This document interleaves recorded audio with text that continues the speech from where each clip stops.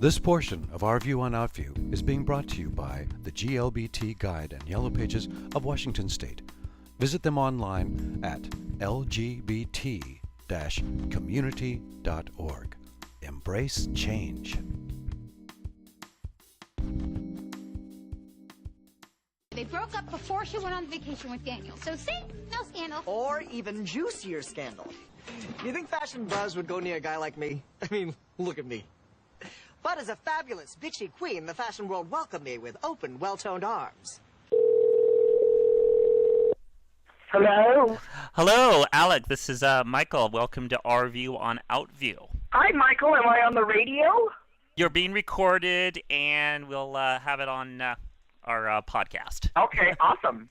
Well, I wanted to have you on this week for sure because, unfortunately, this was the last week of Ugly Betty. Oh, so sad. I went to a viewing party with that the producer Sylvia Horta threw in Hollywood, and and this was like a room full of some heavy hitters. You know, there were all the producers and people from Disney were there and ABC, and I think Adele was there, and it was just after the last credits rolled, there was this kind of collective like bummed out feeling in the room. You know, I think it was just a very special group of people, and I'm gonna miss working with them all very much. Well, I think that things like this, it's not the professional loss. I mean, the professional loss is a drag, but the personal loss of the people and the interaction is very sad. But that's what we do. It's circus life. Well, and of course, the biggest outrage of this whole thing was the fact that they moved you from Thursday nights over to Friday nights. Yeah, but it's hard not to. You can't take things personally. I mean, Disney's a very corporate culture and everything. And I remember, I'm going to drop names here. I was at the theater and I ran into John Lithgow, who's a friend of mine because we worked together years and years ago.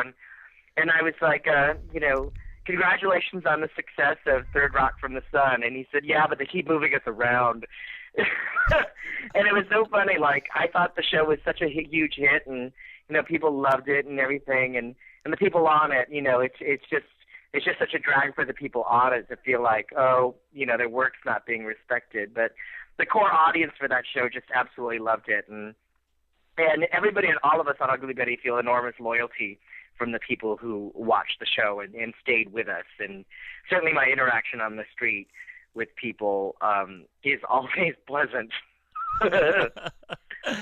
And I was actually mentioning to someone about that this one episode of when Suzuki actually had a backstory.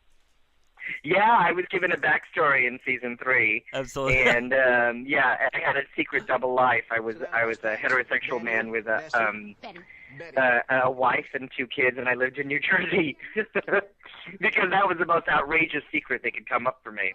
That's probably the most serious acting I have ever seen you do. Really? Oh, well, I am classically trained after all. It was wonderful. It really showed you as an actor. Yeah. Yeah. I call it my Charlize Theron moment because I wore absolutely no makeup. It's like Mariah Carey in Precious. Yeah. Oh, thank you. There were a lot of wonderful things that were happening to Ugly Betty, especially in the last couple of weeks with Justin coming out. Mm-hmm. Wasn't that a sweet story? Yes. He had a boyfriend, and he was so... I like that they kind of let Justin make that decision to come out on his own. He wasn't the gay kid who was, he's a gay kid who everybody knew was gay, but they still respected the character enough for him to come to that conclusion on his own. And I really love that. And it was kind of a very sweet storyline to me because I was that kid in high school. I was super, super skinny and I was into theater but I didn't have the family that supported him the way he did on the series. So that was really, really lovely to see. And I love that it was a Latino family that was supportive of him because that's not always the case. Absolutely. That really showed a lot of dedication. Well, that had everything to do with Sylvia Horta, the producer. That storyline was very important to him. The show achieved so many things, and one, it was one of the most diverse casts you'll ever see on television. I mean, everybody was represented. Two, it kind of showed people that your authentic self is always the most wonderful thing you can share with everybody. And, and I'm sure there were millions of gay teens across the country who saw that and maybe hopefully felt a little braver after having seen it. Because, when you're in the closet and you're a kid and you're figuring things out, other people's bravery has a huge effect on you. And I speak from experience. I mean, growing up in San Francisco, I went to high school during the day, but I worked at a gay restaurant at night in Pacific Heights where people were out in themselves, and I was just so kind of inspired by that. And they weren't famous, and they weren't rich. They were just the other waiters in the restaurant, but the simple fact that they were able to be their authentic selves just knocked me out because that wasn't the way I was raised. So, hopefully the flamboyance of the show will kind of help other kids out there. And of course, it really paved the way for for Glee. For Glee, yeah. Yes. You think so? Yes, it really did. So Glee's kind of like the nephew or niece of Ugly Betty. Yes, it's the next Ugly Betty, and we definitely see you being on it. Oh, absolutely. Well, we'll see if we can make that happen. I just got to line up a meeting with Ryan Murphy and start singing. I had spoken to, a couple weeks ago, I had spoken to Bruce Valanche. Oh, Brucey. And about saying that he would like to go to Glee and maybe like being like the very queenie science teacher. And he says he's camping out at Ryan Murphy's and just waiting and waiting.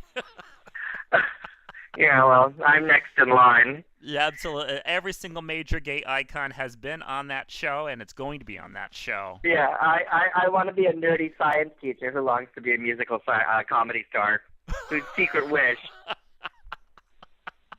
My resume is getting more and more wholesome. I mean, because I'm in the Disney folks. My next job is I just shot an episode of the Jonas Brothers show. Oh, my God. What a difference. I'm going to be the next KidCom star. I play their chef on their show. So that's something to look forward to. Oh, wonderful. Also, you were on, actually, in regards to Glee again, there was talk about that Mark Delgado, who was Justin, might potentially move over to Glee. Wow. Wouldn't that be crazy? That's the first I've heard of it. No, they think that he would definitely be perfect as Chris Kofer's boyfriend. Well, he sings. I mean, he sings. He exactly. Absolutely sings. He has a lovely voice, and I think that would be a great fit. Exactly. Perfect. And he could just come onto the show as his character from Ugly Betty. Yeah, there you go. A nice little crossover. He just moves to school. Well, listen, my husband's home. Okay. And if I don't get dinner on the table in time, he'll beat me. Oh, I understand. So, I brought it on myself, basically. I understand. So it was so great talking to you. Thank you. And I hope to visit Seattle real soon. It's one of my favorite cities. That was absolute knockout. Wonderful. And we're hoping to actually be in LA in June, hopefully do some shows, and so maybe we'll see you in person. Oh, great. All right, so take care. Thank you again, Alec. I appreciate it. No worries. Bye-bye. Bye-bye.